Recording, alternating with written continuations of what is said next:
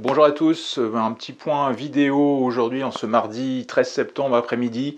Alors c'est pour réagir aux chiffres de l'inflation US qui était un petit peu le gros focus des opérateurs là depuis quelques jours, depuis la réunion de la BCE en fin de semaine dernière. C'était vraiment les chiffres de la consommation US et des prêts à la production qui sont à suivre demain, donc mercredi 14 septembre, qui était vraiment en point de mire. Et donc je vous fais cette petite vidéo car vous l'avez vu, on a un assez net décrochage des marchés en général, des crypto-monnaies, on a une remontée du dollar.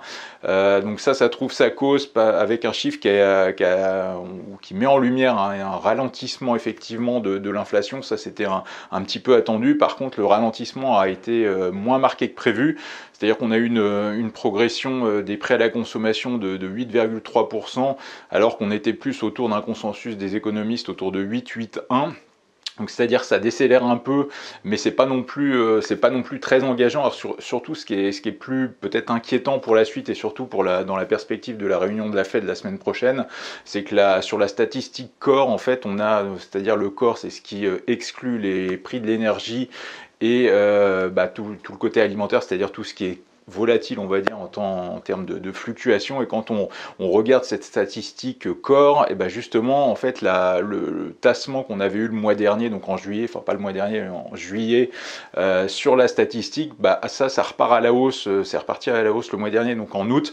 Donc ça, c'est vraiment pas bon signe en termes d'inflation. Et donc, ce qui en découle, c'est un risque de relèvement de taux de la Fed. On avait un consensus qui était autour des 75 points de base sur la réunion de la semaine prochaine. Là, on a même des probabilités qui commencent à sortir sur un resserrement de 100 points de base qui est estimé à l'instant T, là, au moment où j'enregistre cette vidéo, entre 12 et 20%, alors que 24 heures plus tôt, cette probabilité était quasiment nulle, c'est-à-dire qu'on avait uniquement un focus sur 50 ou 75 points de base. Là, on est entre 75 et 100. Donc à voir ce que les statistiques, l'autre grosse statistique qui va suivre demain, donc ce mercredi 14 septembre, c'est les prêts à la production.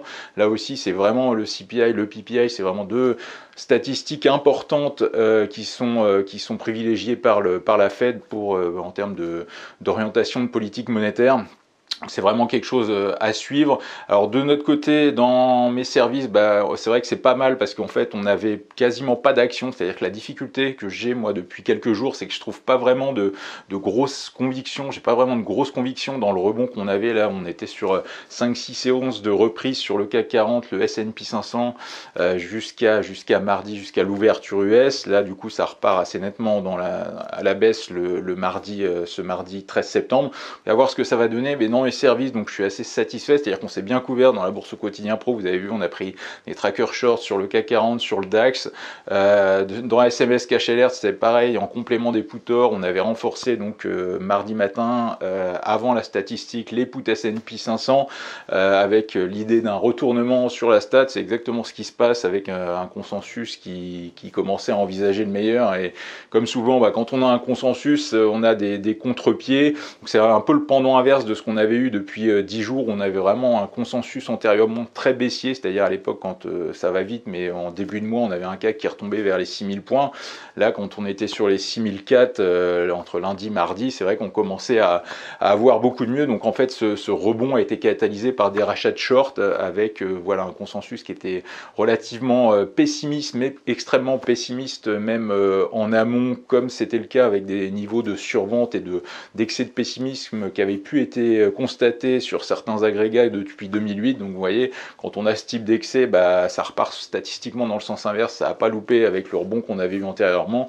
Et là, on commençait à avoir un certain optimisme sur la réunion de la Fed et à suivre la semaine prochaine.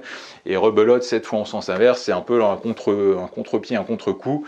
Donc dans tous les cas, moi je reste vraiment assez prudent dans le rebond qu'on avait eu, un rebond qui s'est fait avec en plus assez peu de volume. C'est déjà quelque chose que j'avais constaté depuis mon retour de congé fin août. Là, c'était confirmé, donc c'était vraiment alimenté par des rachats de short. Alors, est-ce que ça va s'effondrer ou pas? C'est toute la question ça risque d'être catalysé par le PPI dont je n'ai pas connaissance à l'instant T où j'enregistre ce petit point. Mais c'est vraiment le gros focus, et c'est vrai que si jamais le PPI devait lui aussi être du même acabit que le CPI sur août, on aurait alors, on risque d'alors d'avoir une poursuite de la baisse. Si ça se tempère, je pense qu'on va avoir alors pas mal d'hésitations d'ici la semaine prochaine, d'ici la Fed, mais on voit bien que du coup cette zone à proximité des 4200 points sur le S&P 500, en équivalent des 6400 points sur le CAC 40, fait résistance. On a des vendeurs, on a également un euro-dollar qui retombe assez nettement vers les 1,0 autour de la parité, 1 euro pour un dollar. On était monté sur les 1,02 mardi matin. Donc là aussi, ça traduit le constat qu'on a sur les taux longs, c'est-à-dire que là aussi, ce qui me dérangeait en amont, c'est qu'on n'avait vraiment pas de détente sur les taux longs US, c'est-à-dire qu'on avait, on avait un petit rebond des contrats, mais pas tellement, compte tenu de ce qu'on pouvait escompter de la Fed la semaine prochaine, ce qui montre bien que c'était prioritairement un rebond de l'euro-dollar qui se faisait grâce à la hausse de l'euro, elle-même conséquence de la tonalité de la BCE en fin de semaine dernière, plus que d'un affaiblissement durable du dollar, du billet vert. Donc là, c'est ce qu'on constate avec des taux qui continuent à repartir à la hausse, donc à voir ce que le PPI va donner, mais à mon avis, on risque d'être dans un schéma très prudent, très méfiant d'ici la réunion de la Fed la semaine prochaine. Voilà, merci à tous de votre attention, bonne journée et à très vite dans mes services.